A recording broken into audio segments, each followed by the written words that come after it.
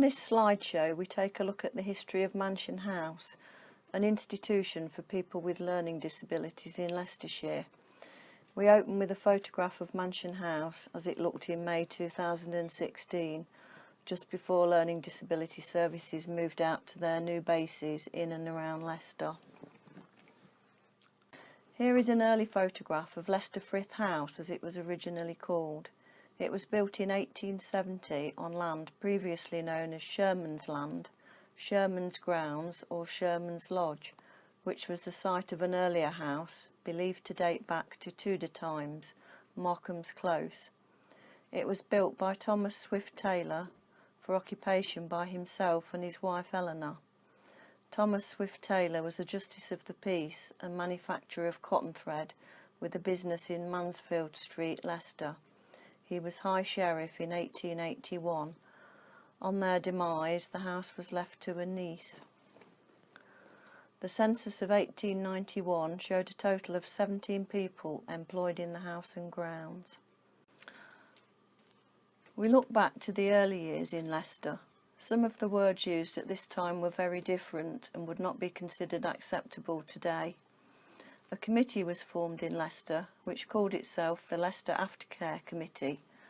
This was a branch of the National Association for the Care of the Feeble-Minded, which had been founded in 1896. The committee formed the Sunnyhome Trust and purchased Sunnyhome on King Richard's Road in Leicester in 1907 and equipped it to care for 12 feeble-minded girls.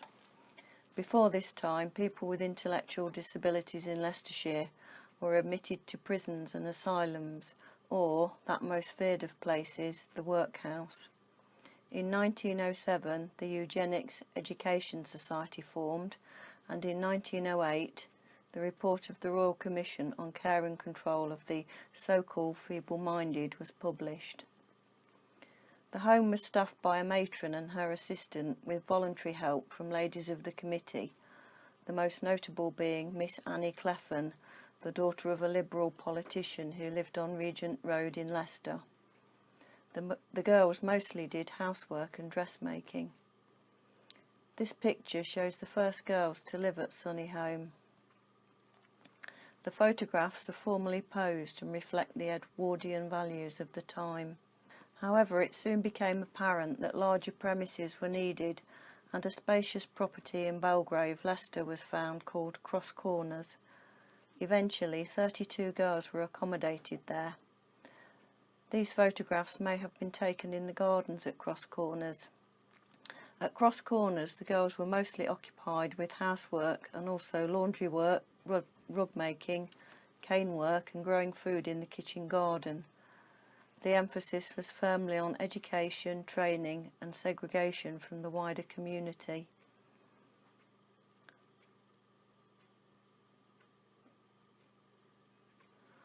Meanwhile, Leicestershire House went through several changes of ownership and different uses.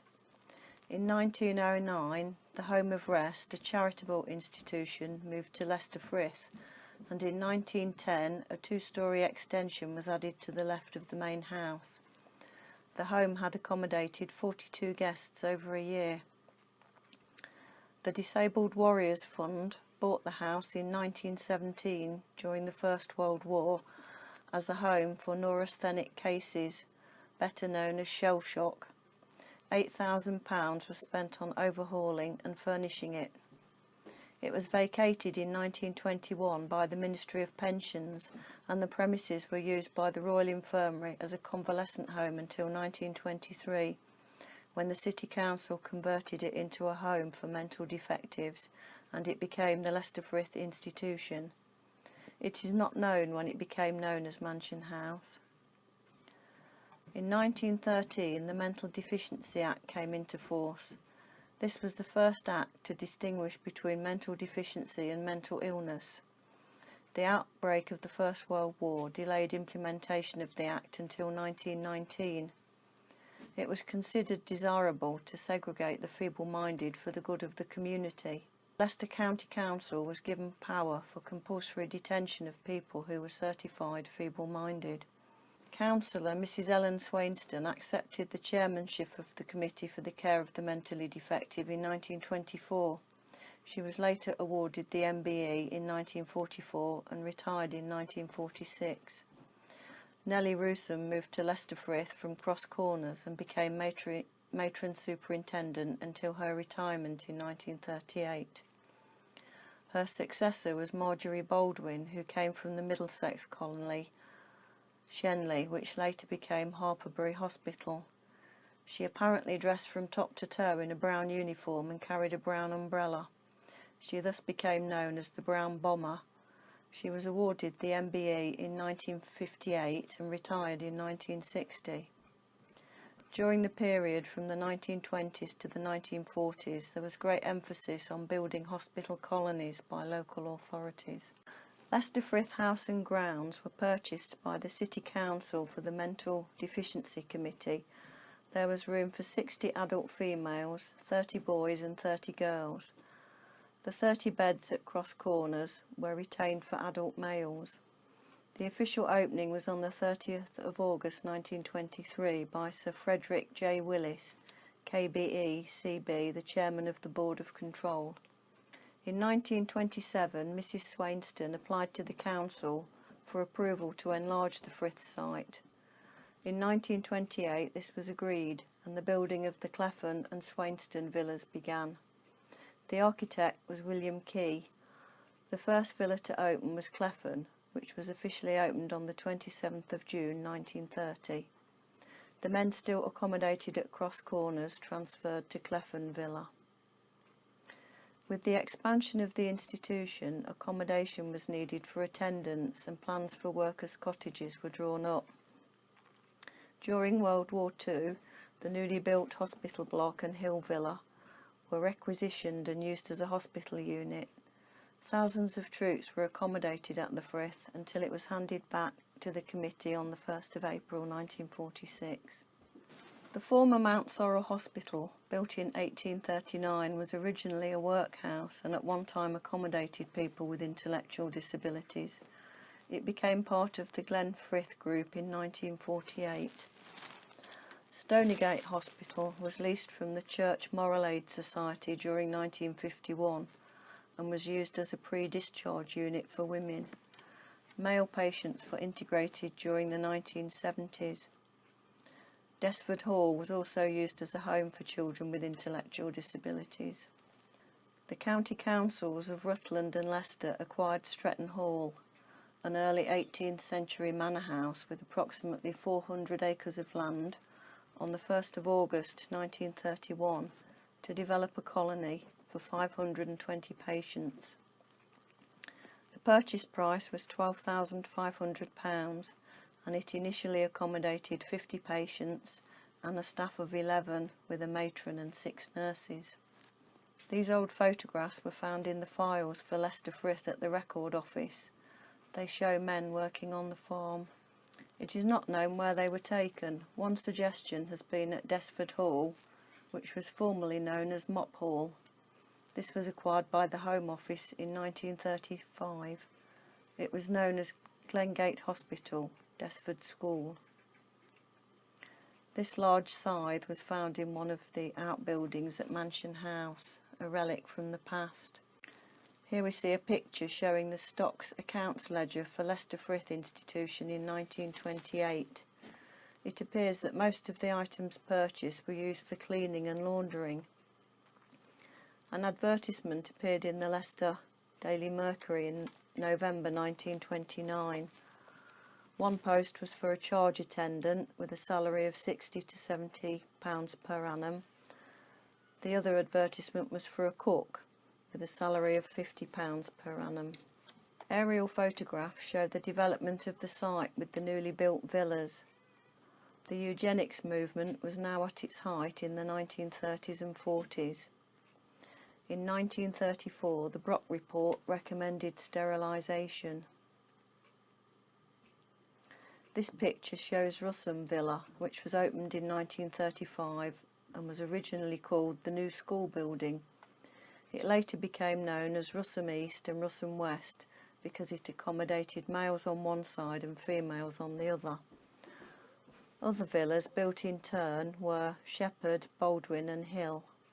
This picture shows Mansion House, villas and the farm in the background. Here we see the rules for the bathing of patients, which were still in use until the 1980s.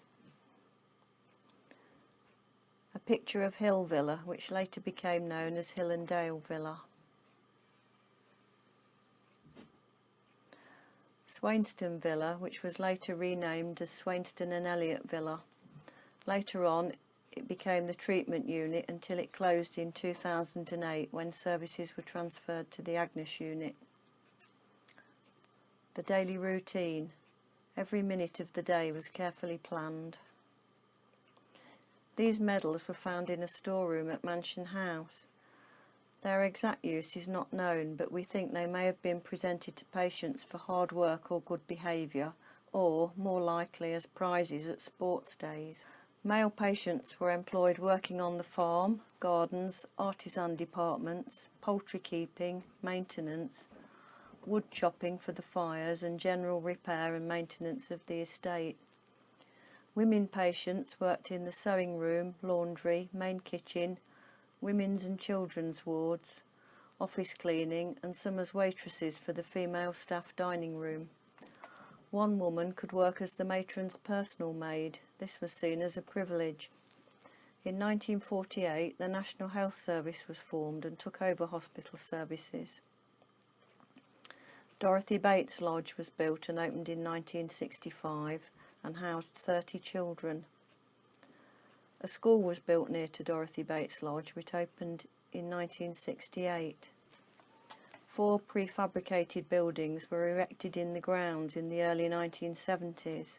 These were Jackson, Warner, McHugh and Ridge Villas. These were opened in 1972 and were known as Crossman units, after Richard Crossman, the then Minister of Health. Here are some aerial photographs from 1995. This photograph shows Shepherd Villa, top right, before it was demolished in the mid-1990s. This photograph shows the farmland to the rear of Mansion House, which was subsequently sold to developers for housing. Sports days were established early in the history of Leicestershire and soon became an annual event. They were initially held on the front lawn of Mansion House. One occasion was reported in the local press as frivolity at the Frith. There were pillar fights, bun-eating contests and blind horse racing. The Lord Mayor and Lady Mayoress often attended.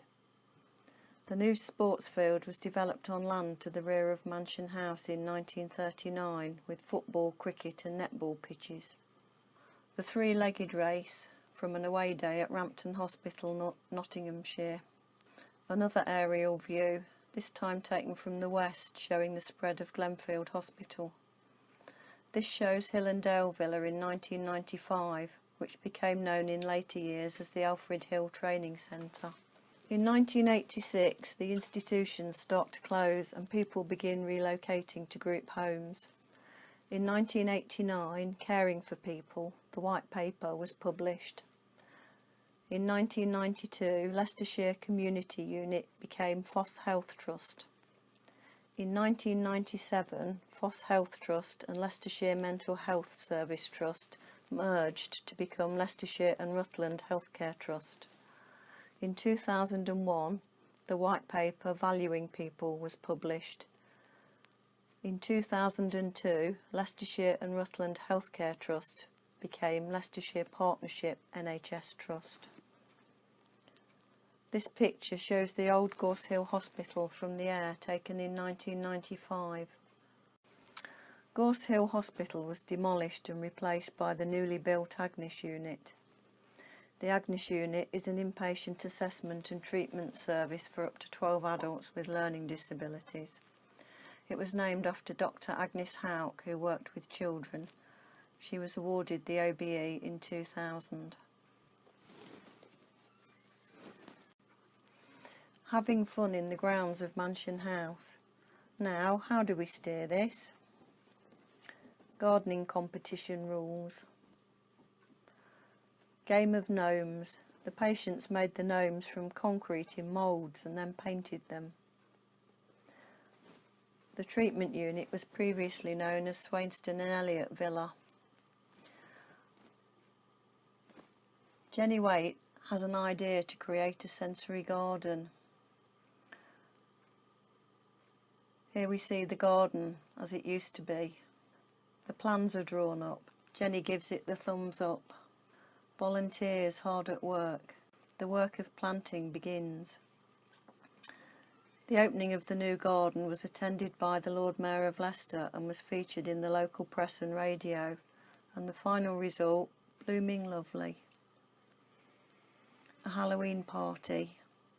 Why do I always find myself in the kitchen at parties? Halloween party masks, a party guest. The Christmas parties were a regular event in the recreation hall. There were magic tricks and singing the 12 days of Christmas. Here's a picture of the sponsored bike ride where everybody went the wrong way round. The annual Christmas concert took place in the recreation hall and was attended by staff and patients. Sometimes the Lord Mayor of Leicester was invited. An OBE for Dr. Bomick. In 2005, Dr. Bomick was named as Hospital Doctor of the Year, and in 2006 he was awarded the OBE. The Frith prescribing guidelines for adults with learning disability. These were the first guidelines to address the specific issues relating to the pharmacological treatment of mental health problems in adults with learning disabilities.